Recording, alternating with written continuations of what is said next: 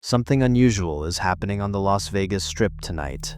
Most tourists walking these streets don't even realize it. The dollar blackjack tables are gone.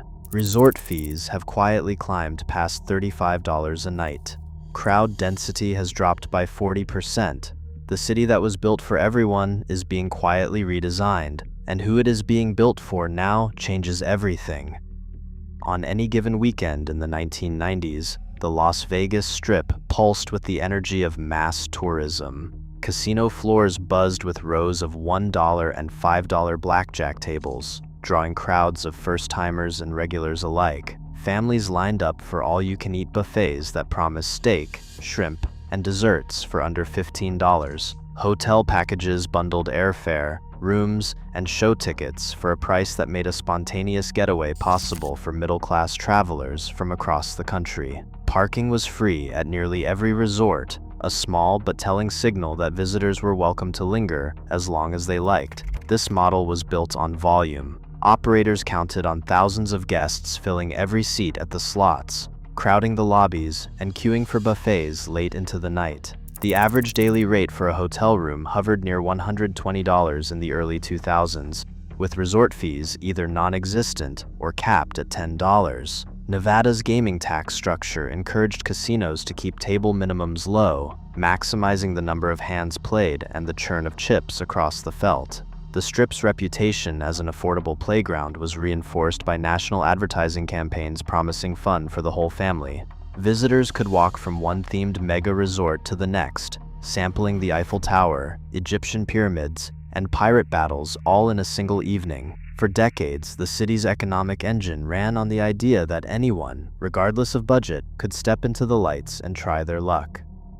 A mid-tier Strip hotel in 2024 lists a room at $140, but the final bill tells a different story. A mandatory resort fee, now $35 to $40 per night, joins taxes and parking, pushing the average nightly cost to $183.52. For many, the true price appears only at checkout, the fine print now a firm line on the receipt. The shift is unmistakable at the tables as well. Minimum bets at flagship casinos have climbed to $15 or $25, with $5 tables nearly extinct along the main corridor. A pit boss at Caesar's Palace notes the change: fewer casual players, quieter pits, and a clientele willing to risk more per hand. Slot attendants mention longer pauses between plays, as budget-conscious gamblers hesitate or walk away. Crowd density on the Strip has dropped sharply. Nevada Gaming Control Board counts and mobile ping analytics reveal a 30 to 40% decline in peak hour foot traffic since the pandemic. Walkways that once teemed with tourists now feel sparse, especially on weeknights.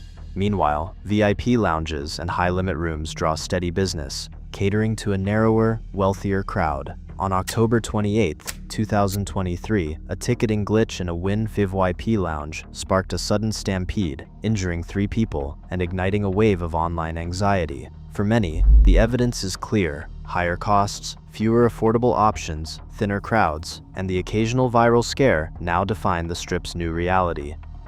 UNLV's Center for Gaming Research tracks the Strip's changing economics with a blunt assessment. The old model of affordable fun is being replaced by a strategy that prizes high-spending guests and blockbuster events. Its analysts point to data from the Las Vegas Convention and Visitors Authority, with conventions alone generating $2.1 billion in direct spend last year, and the top 10 events accounting for nearly half of that total. The Strip's largest operators now report that 20 to 25% of their guests, those in the highest spending tiers, are responsible for the majority of gaming and amenity revenue. A revenue manager at a major Strip casino describes the new calculus. They say they focus on growing the premium segment and that loyalty programs are structured to reward guests who spend at least $5,000 per visit. That is where the growth is. Casino executives defend these shifts as necessary for survival in a global market. MGM Resorts, in its latest earnings transcript, outlines a deliberate pivot. The company says it is optimizing resort fees and minimum bets to align with premium product delivery, and that the goal is not just to fill rooms, but to maximize per-guest profitability. Caesars Entertainment's corporate strategy echoes this, emphasizing tailored pricing and exclusive access for their highest-value loyalty members. Tourism analysts, however, warn that this approach risks alienating the broader visitor base. They cite Las Vegas Convention and Visitors Authority data showing that while overall visitor volume has dipped below pre-pandemic peaks, spend per guest is rising sharply, especially among the top 20%. The numbers reveal a deliberate segmentation. More revenue is coming from fewer, wealthier guests, with flagship events and high-limit experiences driving the shift. As operators double down on this model, the debate intensifies over whether the Strip can sustain its legendary appeal while chasing ever higher margins. Downtown Las Vegas tells a different story.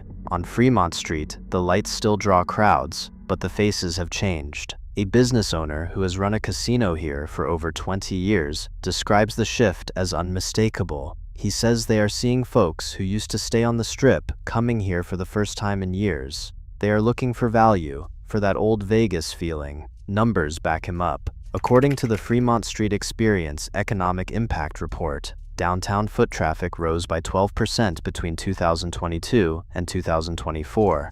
This is not just a weekend spike. It is a steady climb, measured by pedestrian sensors and confirmed by gaming revenue reports from Clark County. While the Strip's visitor volume softens, Fremont's casinos are filling their tables with price-sensitive guests.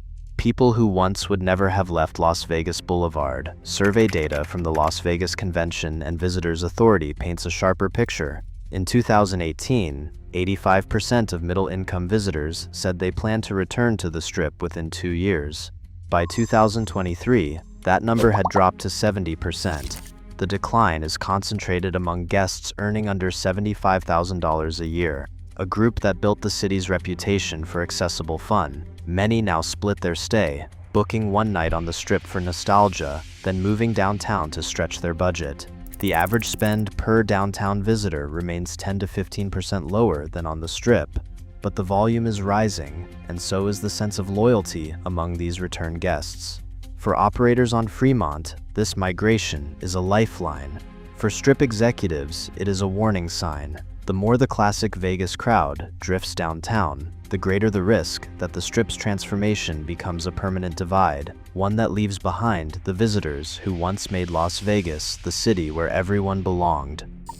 Two sharply different paths now stand before the Las Vegas Strip. One scenario is already taking shape, a luxury corridor stretching from Bellagio to Wynn, where high-limit gaming, private lounges, and premium entertainment define the experience. In this version of the future, resort fees stabilize at $40 or more, minimum table bets rarely fall below $15, and major events set the tone for pricing across the board.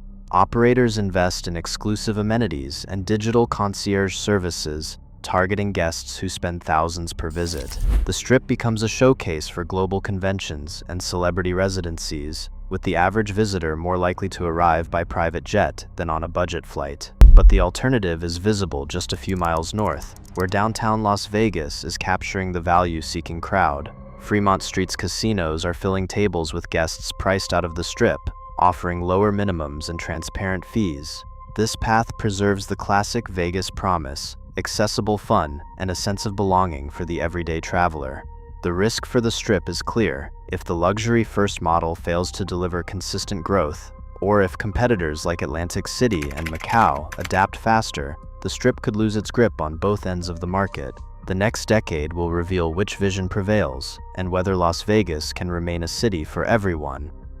Reliable data is the foundation for understanding how Las Vegas is changing, yet some of the most important numbers remain out of reach. There is no central registry tracking table minimums across the Strip, leaving both researchers and visitors in the dark about where affordable play still exists.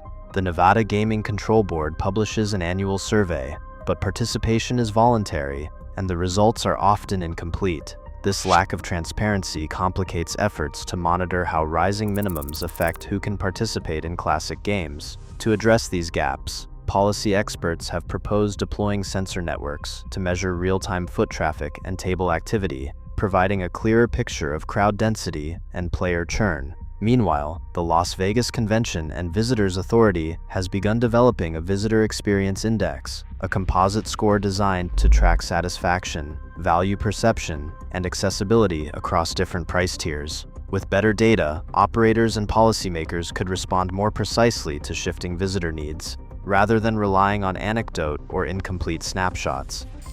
Tonight, the Las Vegas Strip stands at a crossroads. As resort fees and minimum bets rise, the divide between exclusivity and accessibility grows sharper. The city's future now hinges on who it chooses to welcome and who it leaves behind. What happens next will define its legacy.